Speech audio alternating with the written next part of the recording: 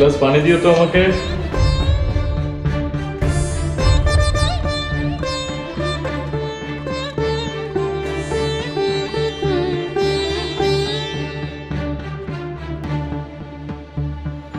বাসায় এক চামচ চিনিও না। বাসায় আসতে না আসতে এইটা নেই সেইটা নেই, এই নেই নেই শব্দটা পরে বলা যেত না? নাই কথাটা তুমি যখনই শুনবা তখনই মেজাজ খারাপ হইব, এটাই স্বাভাবিক। নাই কইতে আমারও অনেক কষ্ট হয়। আচ্ছা বাদ দাও, এত তাড়াতাড়ি শুইলে এলেছে? শরীরটা ভালো লাগছে না। আল্লাহ মাফ করুন, কি হয়েছে? তেমন কিছু না, সারা শরীর ব্যথা করছে। মাত্র 25,000 টাকার জন্য সকাল থেকে কামলার মতো সারাটা দিন খাটতেছি। আমার আর এসব ভালো লাগছে না। আল্লাহর কাছে শুকরিয়া, তবু আমরা নিজেদের বাড়িতে থাকতে পারতেছি, 2 বেলার ডাইল ভাত খাইতে পারতেছি। তুমি অজপাড়া গায়ের মেয়ে, তুমি না হয় ডাল ভাত খেতে পারো, তোমার সেটা অভ্যেস আছে। কিন্তু আমি, আমাদের বিয়ের আগে প্রত্যেক মাসে আমার পকেট খরচ ছিল 60 থেকে 70,000 টাকা। আল্লাহ বরকত দিবেন, তুমি চেষ্টা করো, আল্লাহর কাছে নামাজ পড়ে চাও, ইনশাল্লাহ আল্লাহ আমাদের সুদিন দিবেন। এই কথায় কথা আমাকে জ্ঞান দিতে আসবেন। আমি বাহির থেকে গ্রাজুয়েশন করা ছিল না, তোমার থেকে বয়সে না শিক্ষাগত কোনো অংশে আমি ছোট না। আল্লাহ, আমি তো সেটা কইতে চাই না, আমি কইতে চাইছি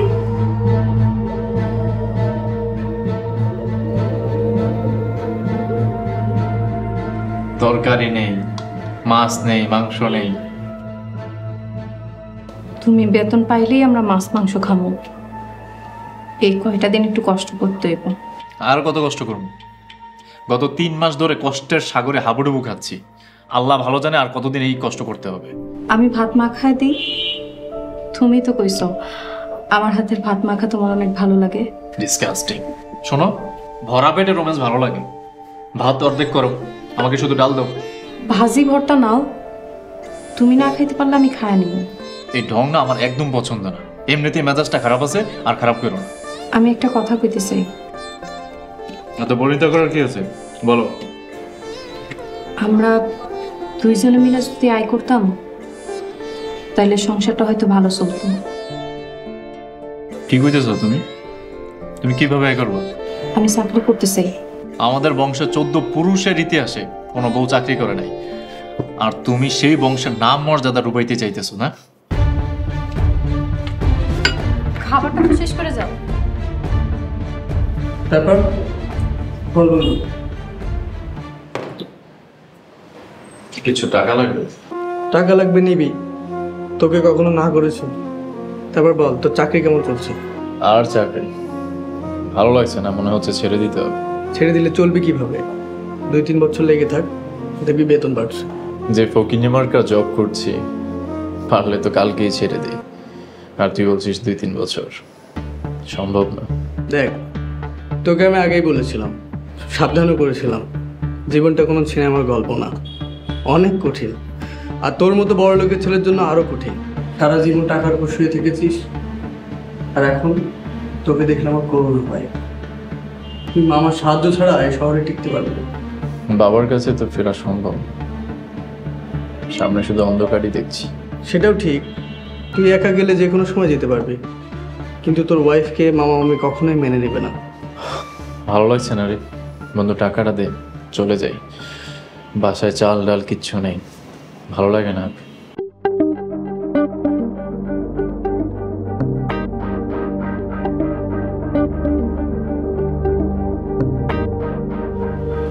খাতায় লিখে রাখিস, কড়াই ঘন্টায় ফেরত দিয়ে দেব।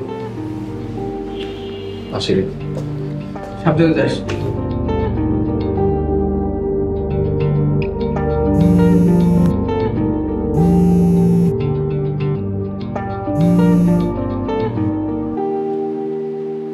মামা আসসালামু আলাইকুম, কেমন আছেন? ওয়ালাইকুম আসসালাম। আমার আর ভালো মন্দ, পরের খবর বলো। মামা, আপনার কাছে তো আমি 2-3 মাস সময় চেয়ে নিয়েছিলাম। 3 মাস পেরিয়ে 4 মাসের মাঝামাঝি, কাজের তো কিছুই হলো না। আপনি এত তাড়াতাড়ি ধৈর্য হারাচ্ছেন কেন মামা? 2-3 মাসের মধ্যে আপনার ছেলেকে আপনি কাছে পাবেন। গুড, থ্যাংক ইউ মাসুদ, তোমাকে অনেক অনেক ধন্যবাদ। আসসালামু আলাইকুম। ওয়ালাইকুম আসসালাম।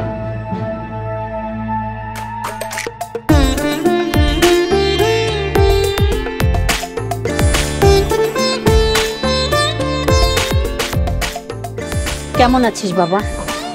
মা তুমি? তোর হাতে বাজারের ব্যাগ, মুখটা কেমন শুকনো দেখা যাচ্ছে, অনেক শুকিয়ে গেছিস তুই। তোর এরকম অবস্থা দেখার আগে আমার মরণ হলো না কেন? মা আমার বাসায় দিকে, মা বাসায় চলো। না না রবিন, তোর বাসায় যেতে পারবো না। তুই এখন কি করছিস? কিভাবে তোর সংসার চলছে? একটা চাকরি করছি। চাকরি? রবিন বাবা, তুই বাসায় ফিরে আয়। তোর এই অবস্থা দেখে আমার একদম ভালো লাগছে না, আমার খুব অস্বস্তি বোধ হচ্ছে। কিভাবে যাব মা? আমার স্ত্রীকে তো তোমরা মেনে নিবা না। এত কষ্ট করিস, মাকে কেন বলিস না?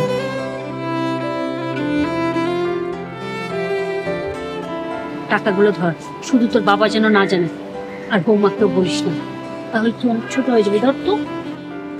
না, বাবার টাকা তো আমি নিতে পারবো। আরে পাগল ছেলেটা, কেন তোর বাবার টাকা হতে যাবে? এটা তো আমার ফ্ল্যাটের ভাড়ার টাকা। মা তুমি জানো না তুমি আমার কত বড় একটা উপকার করলে। গত মাসে বাসা ভাড়ার টাকা দিতে পারছিলাম না, আমাকে বাঁচালে মা। বাবারে, এই কষ্টের চাকরিটা ছেড়ে দে। দরকার হলে প্রতি মাসে আমি তোকে টাকা দিব, সেই টাকা দিয়ে তুই চলবি। এমনিতেই চলে যাবে মা। সকাল 7টা থেকে সন্ধ্যা 7টা-8টা পর্যন্ত ডিউটি করতে করতে এক ধরনের হাঁপিয়ে যাচ্ছি। তোর কোনো কিছু দরকার হলে আমাকে ফোন করবি। দিনের বেলা তোর বাবা তোর বাসায় থাকে না। তোর বাবা এই বয়সে এসে তোর জন্য কত কষ্ট করছে।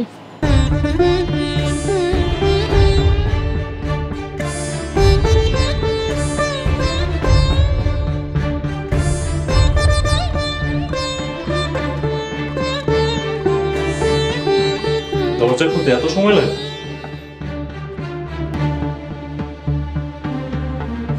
আমি নামাজ পড়তেছিলাম। আচ্ছা তুমি কি সারাক্ষণ নামাজই পড়তে থাকো?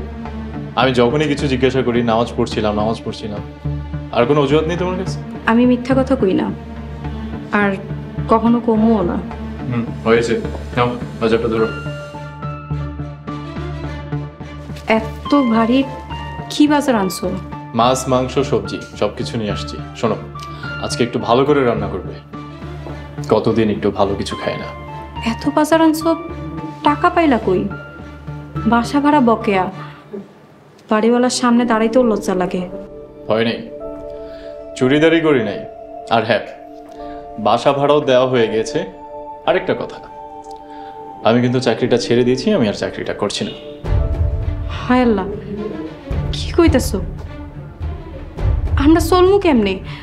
বাসা ভাড়া, বাজার, এই সব কিছু কেমনে দিবা? সংসারটা কে চালায়, তুমি না আমি? তুমি?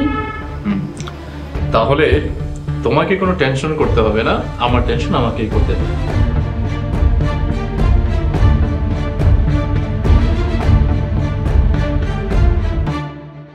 প্রথমে তো টাকা নিবেই না, আর এই এতগুলো টাকার লোভ সহজেই কি কেউ লোভ সামলাতে পারে?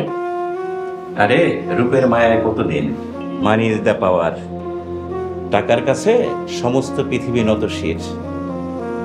আরে সবাই ছুটছে টাকার পিছনে, আর আমার বোকা ছেলেটা কিভাবে যে ফেসে গেল। দেখেন মামা, রবিন ছোট থেকে অভাব কি জিনিস দেখেনি, যখন যা চেয়েছে পেয়েছে, তো এই কারণে আপনাদের ছেড়ে যাওয়ার মতো ভুলটাও করে ফেলেছে। এবার আশা করি বুঝছে। রুমানা ভাবির সাথে আমার কথা হলো, ওনারা তো এখনো রবিনের ব্যাপারে আগ্রহী।